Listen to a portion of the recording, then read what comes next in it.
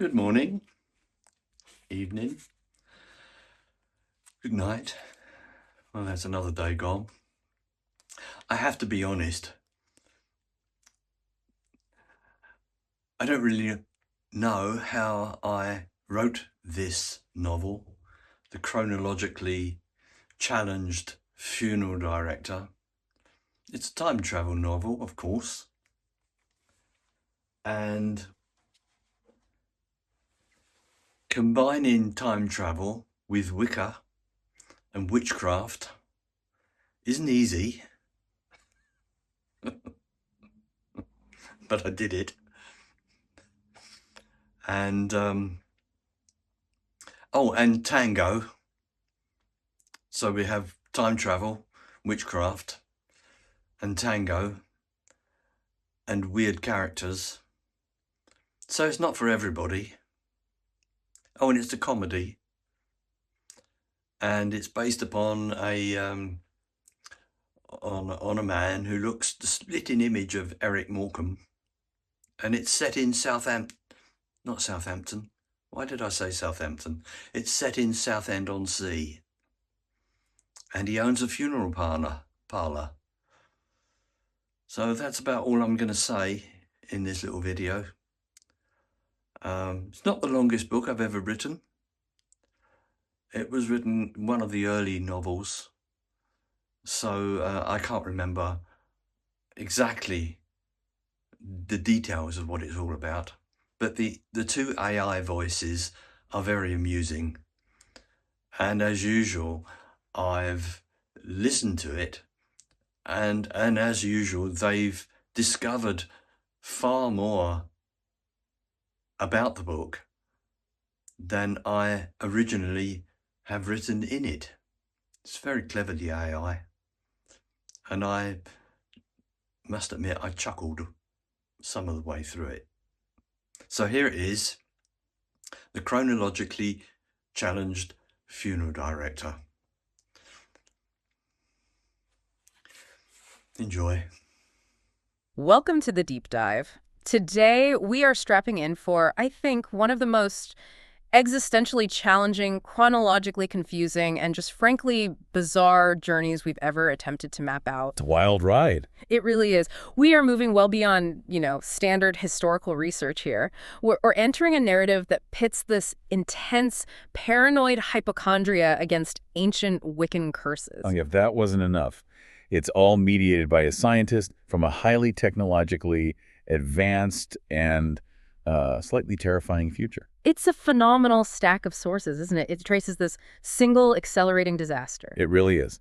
Our subject is a man named Dennis Dogmore. He's a funeral director from Southend. He's about to learn that the very orderly structure of time, which he, desperately clings to in his daily life, is a total fabrication. It's just an illusion. A complete illusion. Yeah. A mere trick of atomic perception, as the sources put it. So we're going to follow him and his very unexpected companion as they get propelled unwillingly backward through millennia. They're fighting a curse that targets the very structure of reality itself. So our mission today is to really unpack the mechanism of this curse.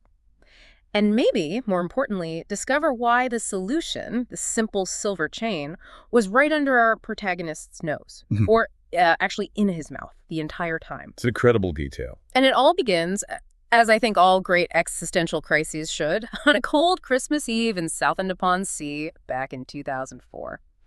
Okay, so let's start with Dennis Dogmore, our unwilling hero, I guess you could call him. Reluctant hero at best. Absolutely. The portrait the sources paint of him in 2004 is just one of exhaustive, anxious contradiction. We first find him clinging to a wet parking pole on Pier Hill, right near the longest pleasure pier in the world. And he's a comparatively young man, but he's already so worn down by this constant internal battle against an enemy he can't even see. Disease. Exactly, disease. He's the ultimate valetudinarian. His life is just this routine of obsessive physical monitoring. And it's not just general anxiety, is it? The sources are so specific about his methods. Oh, it's incredibly procedural. We're told he performs weekly checks of his eyes and his nostrils.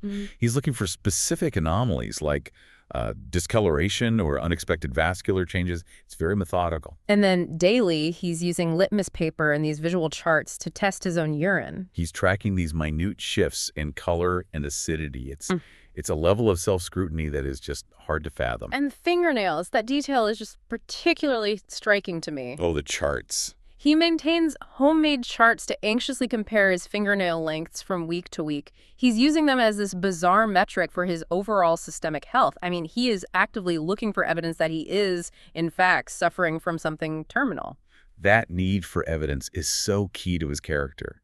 He worries specifically about ulcers, about undiagnosed tumors, and he holds this strange, persistent belief that his blood is too hot. A very medieval feel. It is, isn't it? Yeah. And this leads to what the source calls terror in the darkness. This dedication to self-diagnosis has completely overwhelmed his doctor's office. Right. His doctor's file is literally too massive to fit into a standard filing cabinet. They had to get specialty storage just for him. I mean, the doctor makes this joke about charging him for random access memory just to hold his medical history. And that really drives home the scope of this hypochondria. This is a man whose entire psychological weakness is this need for total control and hypervigilance.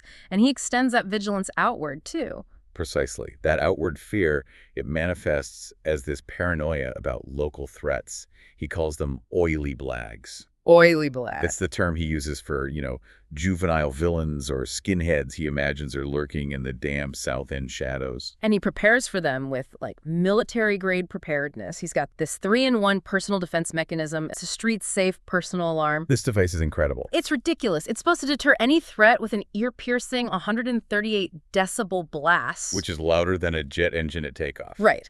Then there's an ultraviolet identifier that marks the perpetrator. And just in case all of that wasn't enough, a repulsive odor. It's a full sensory assault.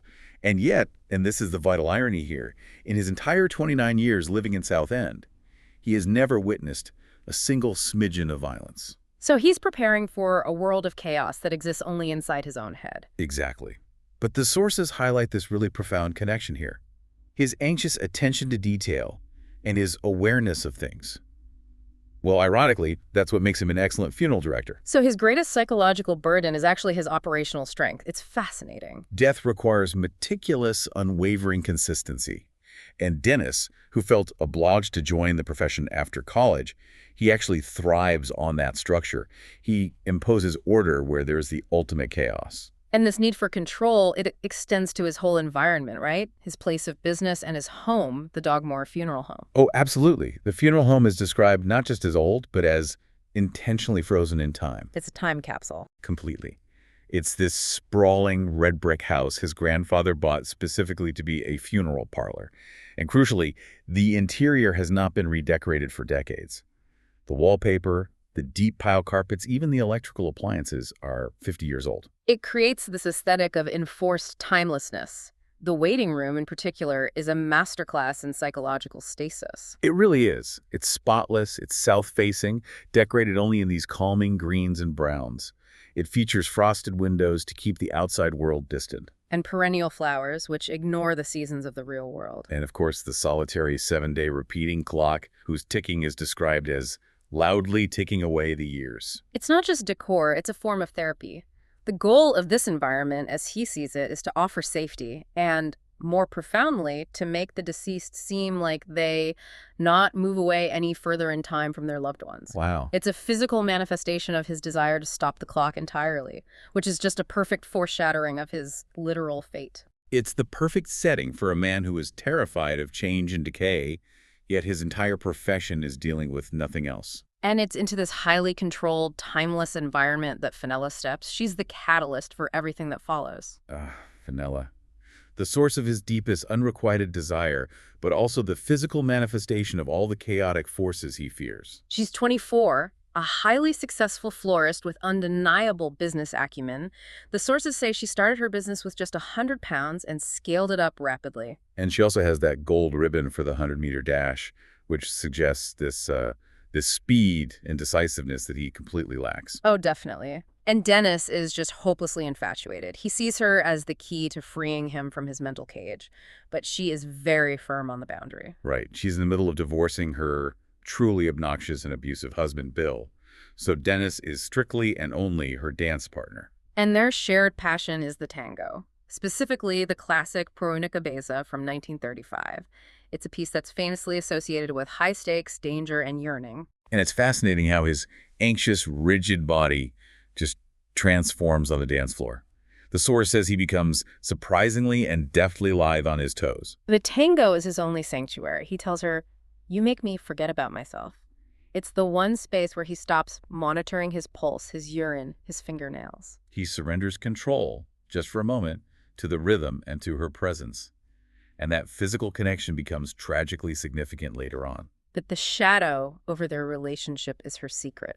The big one. The big one. She is a practicing Wiccan taught by her mother and her grandmother, and she maintains this strict operational secrecy about it. And Dennis, the man who obsesses over invisible ulcers, he expresses this brief flicker of interest in this ancient organized belief system. But he backs off instantly. Immediately, he reads what he calls a lackable article about dangerous herbs, and that's it, he's out.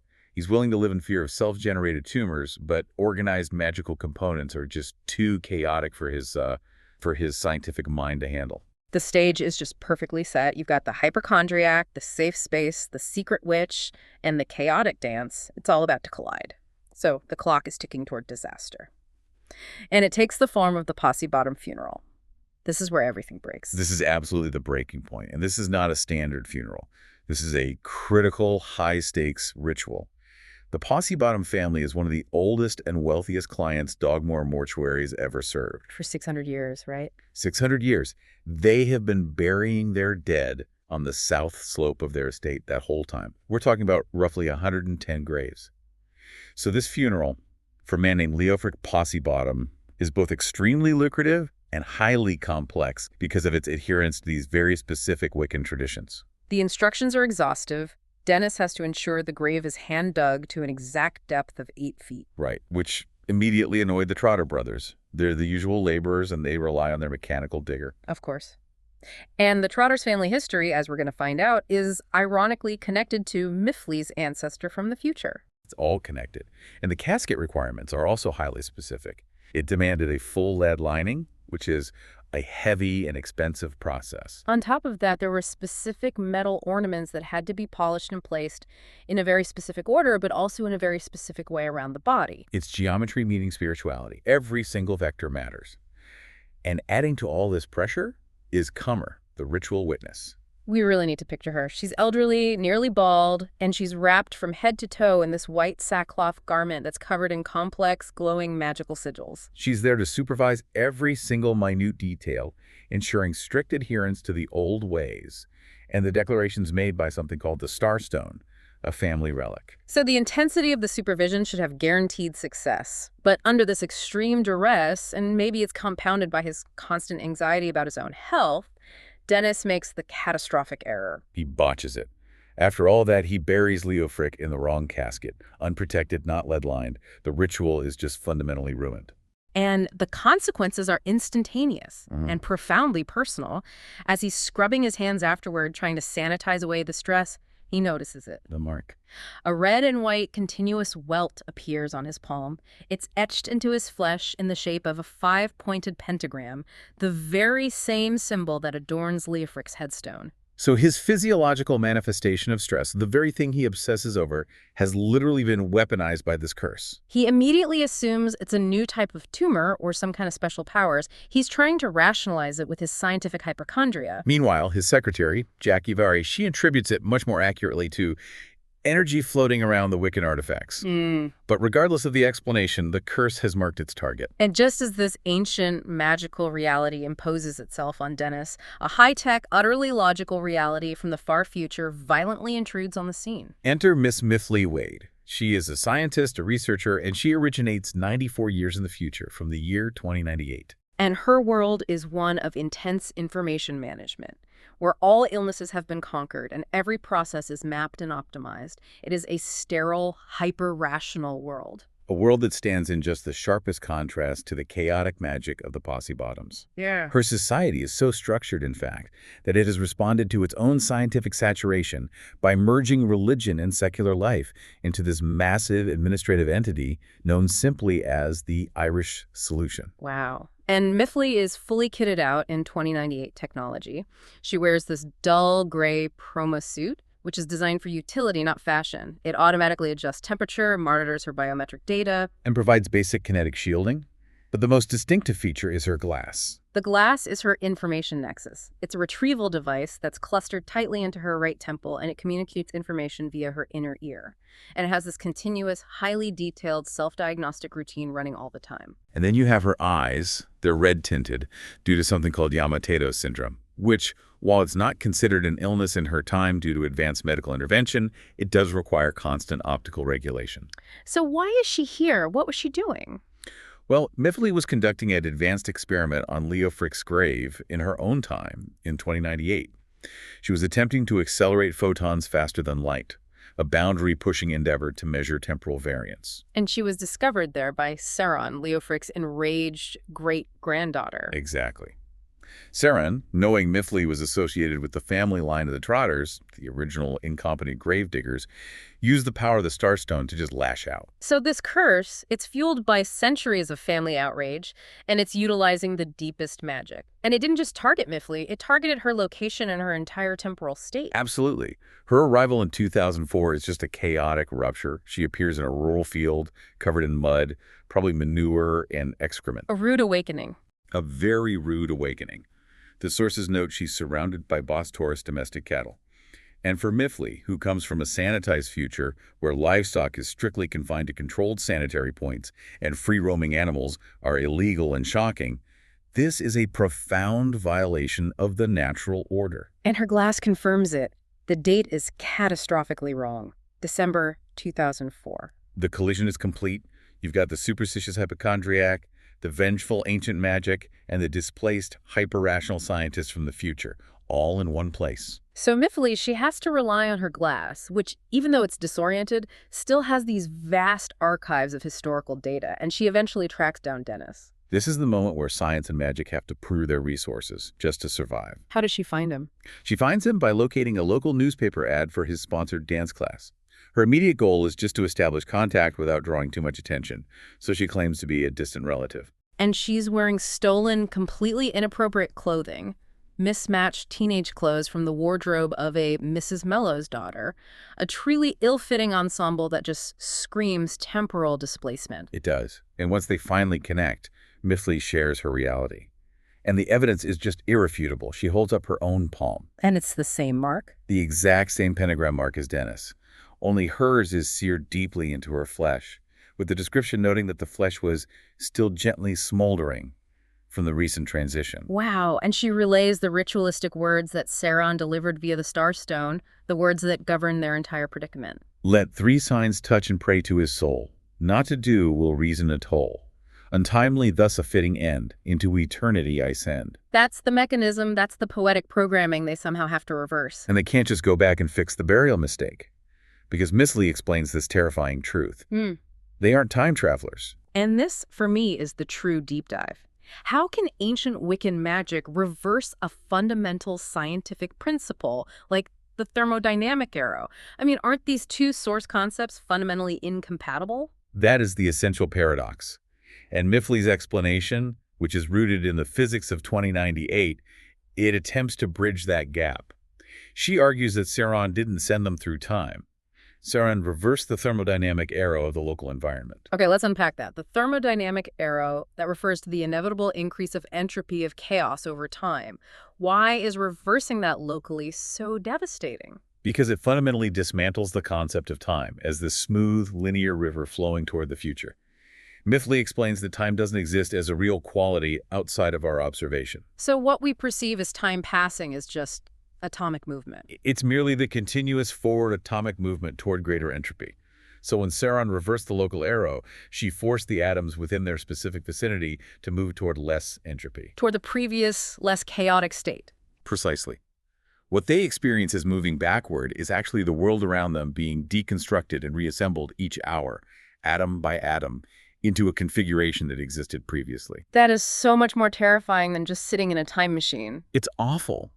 The source likens it to standing inside 6 very expressive walls that are continually projecting the past. They are trapped inside this localized bubble of decaying reality. And they're literally being erased and rebuilt into an earlier state. And the speed of this reassembly, it's accelerating. It's doubling with each jump. Yes, the hours turn into years in this terrifying geometric progression. And the only way out, the only way to satisfy this atomic demolition and rebuild process is to fulfill the three-component Saron built into the curse. The three signs and the silver element.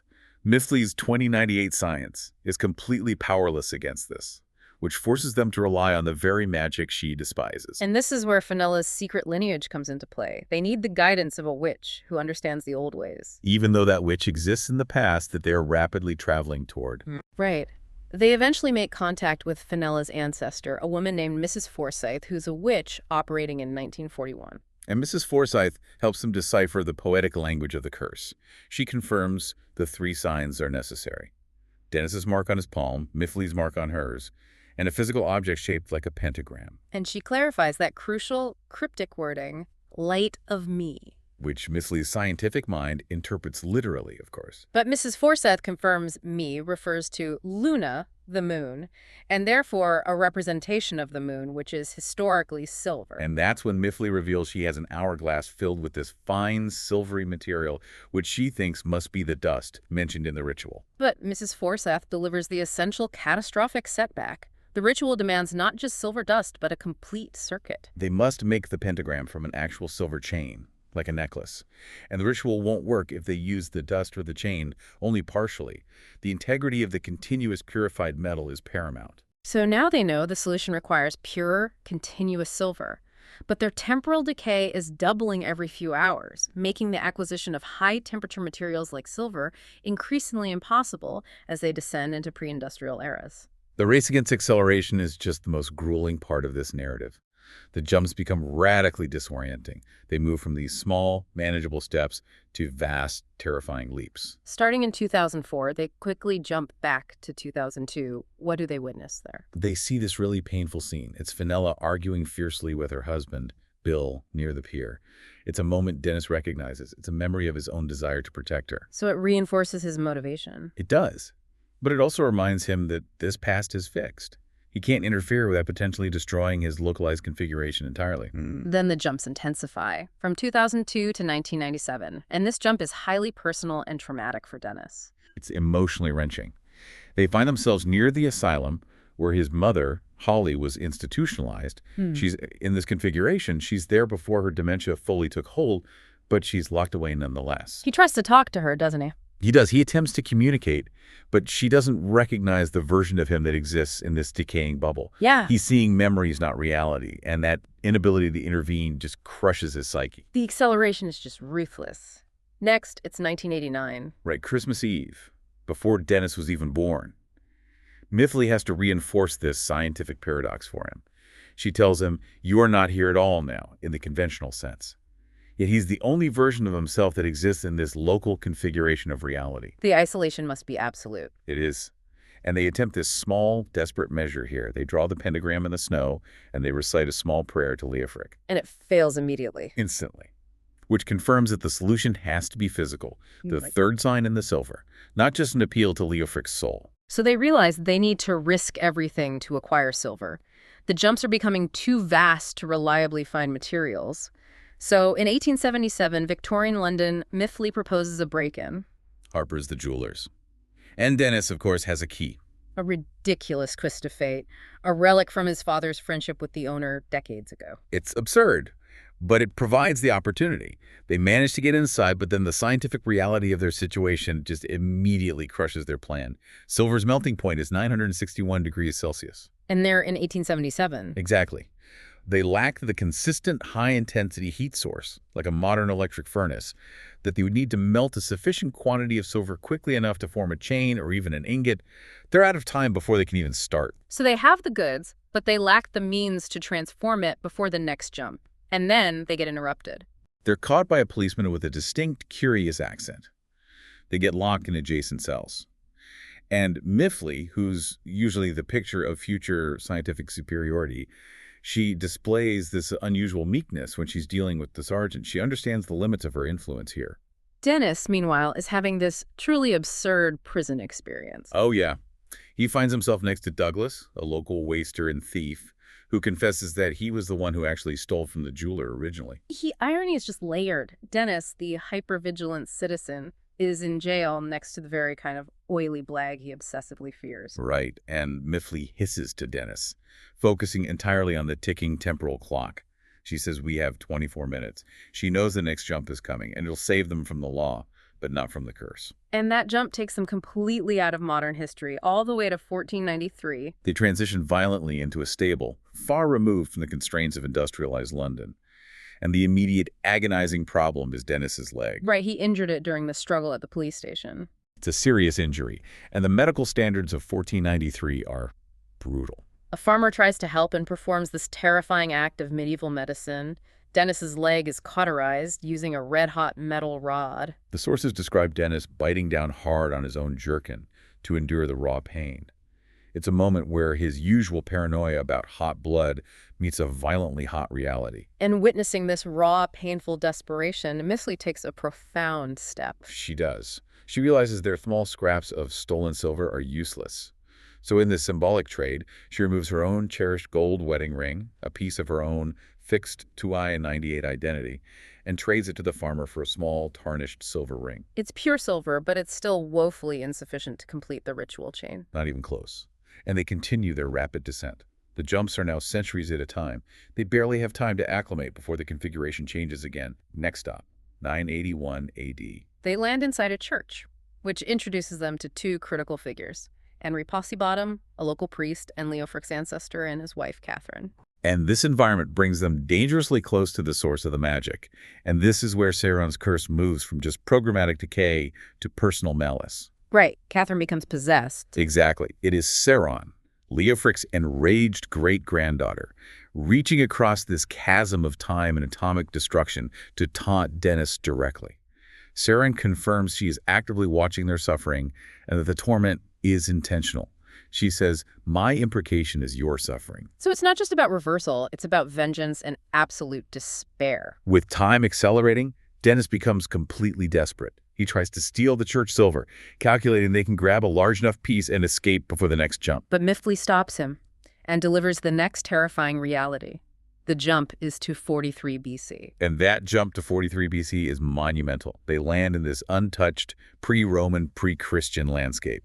The sources describe the Thames as being notably cleaner, the air radically different. And they encounter only a single blacksmith, who is entirely unprepared for this shock of future technology. He immediately snatches Dennis's glass, mistaking the information retrieval device for a mirror. So they have no high-tech resources left and virtually no time. Miftley struggles one last time to melt their tiny, tarnished silver ring, realizing it is totally insufficient, and she calculates the final jump is imminent. 6186 BC. And that jump, 6186 BC, that represents the end of their human time.